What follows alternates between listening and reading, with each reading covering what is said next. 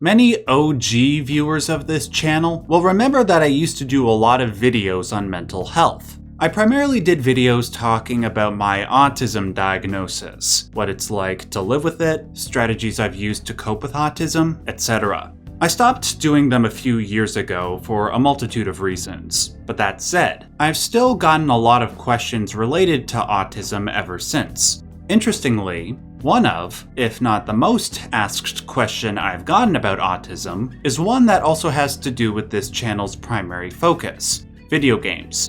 So many people have asked me how I have the temperament to play so many difficult video games and do videos on them without constantly getting overstimulated and suffering meltdowns, very common symptoms of autism. My response to them, generally, is that I pick difficult games that have multiple methods of approach. For example, I can handle a famously difficult game like Dark Souls because if I get stuck on a boss, or I can't get past an archer who apparently has an infinite number of great arrows up his ass, I can summon an NPC or a real-life friend to help me. I can change my weapon or my armor, or I can grind for souls and use them to level up my stats. Now, if the game doesn't have multiple ways to approach a challenge, but instead forces you to play a certain way,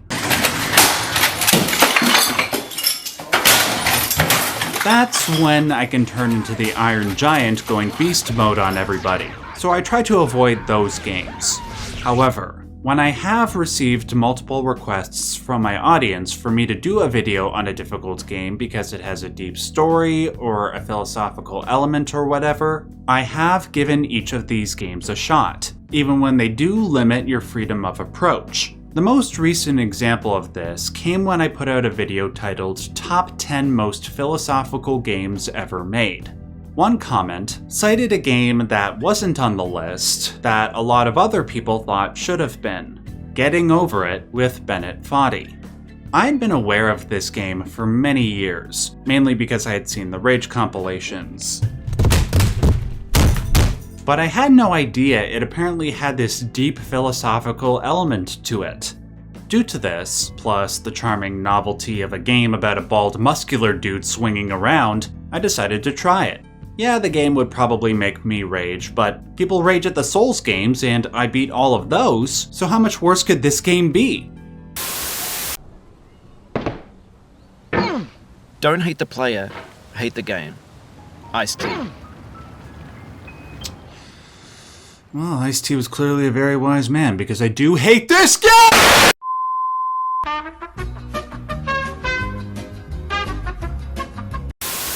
Okay, that was a dramatization that didn't actually happen. But I assure you, many autistic meltdowns did happen. Playing this game, this f***ing game, made me have more meltdowns than every Souls and Souls-type game I've ever played combined. I am being dead serious. Not only does this game force you to play it in a certain way, which I just said I don't like, the controls are purposefully janky, and the map is designed to maximize difficulty and despair. But the worst part of all, the thing that still makes me wake up screaming bloody murder in the middle of the night, is the narration you hear whenever you make a huge mistake. Patience is the foundation of eternal peace. Shut up. Make anger your enemy. Shut up. Harm comes to those who Shut know up. only victory Nobody wants to and do hear not you know talk. defeat. Shut up. Find fault with Shut yourself. up. I thought my audience was trolling me when they said that this game was philosophical. Yes, when you make a big mistake in the game, which is often, Bennett Foddy, with his passive-aggressive ass, will quote random philosophy. But for a large portion of the game, hearing these random quotes right at the moment of failure do the exact opposite of help. It's like standing over a man who just broke his leg, and right when he falls over in agonizing pain, you tell him to walk it off. Okay, it's not that extreme, but you get my point. With that said though, despite all the neurological stress that this game caused me, I actually beat it. Of all the people who own this game, I'm not only one of only 8.8% of people who beat it, but one of 6.5% of people who beat it twice.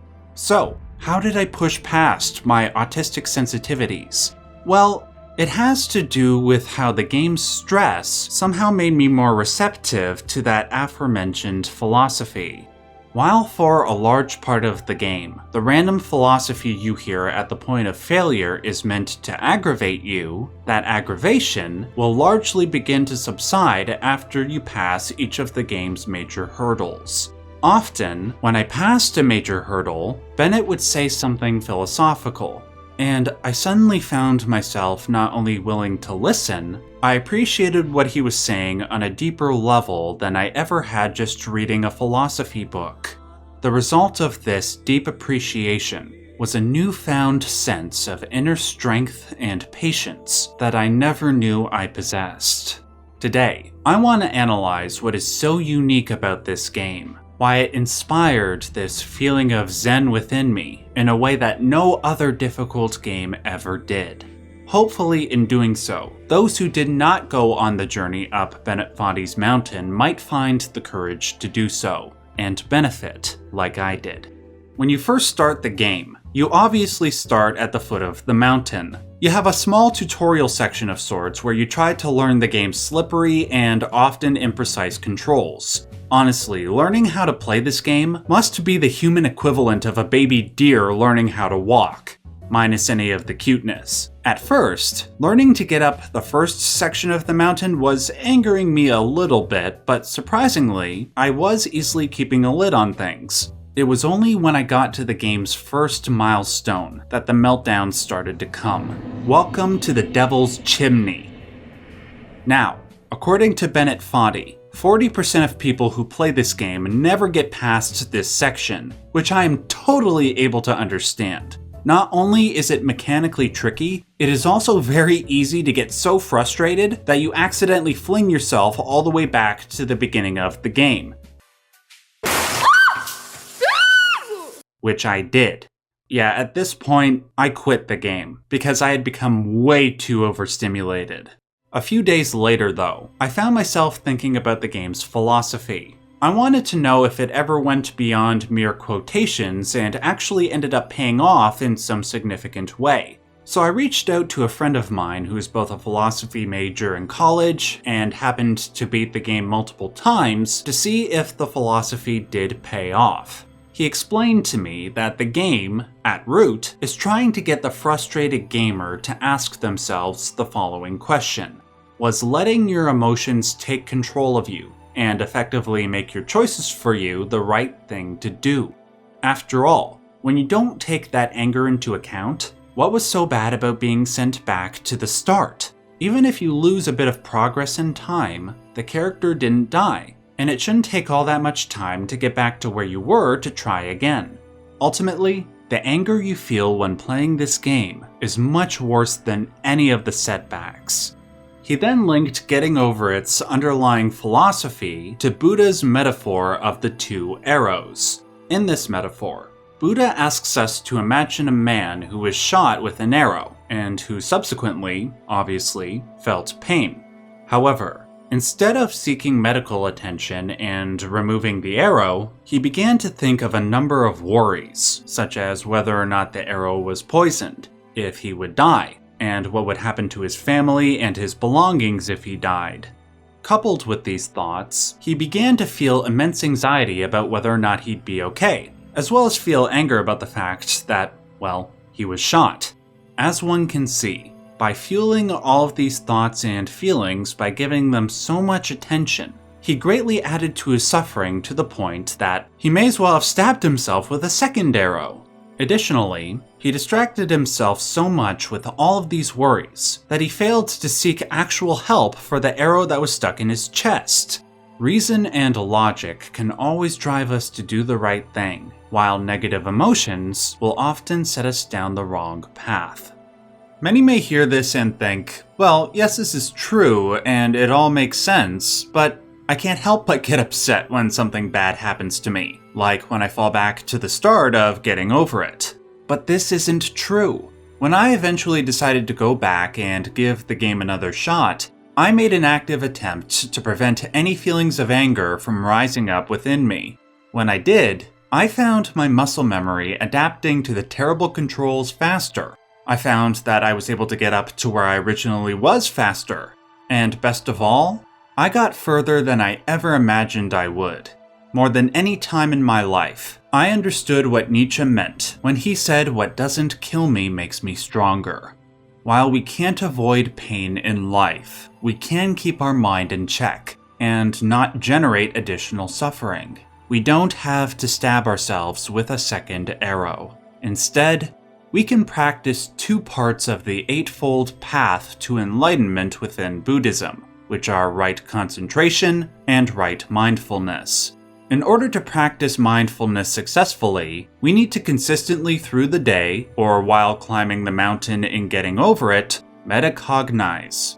This is to say, we need to think about what we are thinking about, how we are feeling, and whether or not they are productive trains of thought or useful feelings to have. Then, when we have identified anger in this case, as well as any accompanying negative thoughts fueling the anger, we can then practice right concentration. Firstly, one can begin to calm down by grounding oneself through a breathing exercise to help clear the mind and let the body relax. Then, while still calmly breathing in and out, you can imagine placing all those negative emotions and thoughts on a boat and letting the boat sail calmly away. You aren't supposed to argue with these thoughts and feelings, or get caught up in examining them and what they could mean, nor are you supposed to fight them violently. You are just supposed to notice them, and then let them go. As Marcus Aurelius says in Book 4 of the Meditations, "Be as the cliff against which the waves continuously break, but it stands firm and tames the fury of the water around it." Your mind is the cliff, and your emotions and your thoughts are the waves. All you have to do is notice them, let them wash over you, and drift back out to sea. You aren't trying to suppress or ignore your emotions. Instead, you are simply trying to acknowledge them when they arise and let them eventually dissolve. The end point of this journey, ideally, would be to be like Buddha, in that you remove all of your attachments and desires. That way, we wouldn't feel anger or sadness when we lose something we are attached to, or are unable to attain in the first place. But more pertinently to this game, the ideal is to embody the Western philosopher that preached a similar brand of detachment, the one that the bald muscular man is named after, Diogenes. Back in the 4th century BC, in ancient Greece, Diogenes would spend his days simply enjoying his life like a stray dog would. Among his few possessions, he owned a wooden bowl, until one day he saw someone drinking out of their hands and threw that away too. He felt so content in life that when Alexander the Great offered to give him anything he wanted, he only asked that Alexander move out of his sunlight. If we too could realize, like Diogenes, that most of the things we normally are attached to and desire were actually completely unnecessary, then we wouldn't grow angry or upset in any way when they go away or are never acquired in the first place. We would continue to be happy regardless, because they weren't actually needed for happiness, and so we wouldn't mind their departure. When I applied this knowledge during my time with Getting Over It, I found that while I still felt overstimulated to the point of meltdown, I became more and more conscious of the choice I had to either give in to the anger or be like the metaphorical cliff that Marcus Aurelius referenced.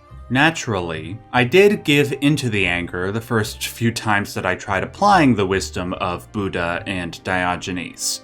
However, by continuing to persevere while keeping that Diogenean mindset, I found myself opening up to Bennett's random quotes, most of which are reflective of that Diogenean and Buddhist ethic. One in particular, from William Shakespeare, spoke about a peace within that was greater than all earthly pleasures, a still and quiet conscience. That resonated with me, because I could feel the seed of that stillness burgeoning within me. I knew that all I had to do was let go of my emotional attachment to victory, and slowly but surely, Each successive failure and random philosophy quote built up my inner resilience. Granted, I never let go of the anger. My autism still continues to overstimulate me, but I felt more and more capable of choosing not to give in to that anger. In regards to getting over it though, I can safely say that I have perfected that technique. Not only to beat the game twice, but also to get the game's quote-unquote true ending. To spoil the game a bit, near the top of the mountain, you can jump on a snake that you are warned not to ride. If you ignore this advice, the snake takes you from near the end of the game all the way to the start. In an interview, Bennett Foddy said that the game's true ending was not climbing the mountain all the way to the top, but knowingly choosing to ride the snake.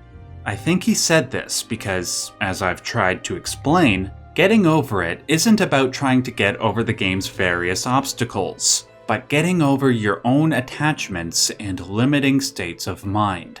Letting go of the anger, sadness, and negative self-talk. In doing that, we can glimpse that inner peace that Shakespeare, Diogenes, and Buddha referred to, and in turn, we can knowingly ride the snake with a big fat smile on our face. I encourage all of you to play this game and see what awaits you on this spiritual journey up the mountain. Hopefully this game can help you see that you are so much stronger than you ever realized. Not only can you accomplish what you want in life, but you can also conquer yourself. You are not a victim in life who is helpless in the face of whatever your mind and the external world have to throw at you.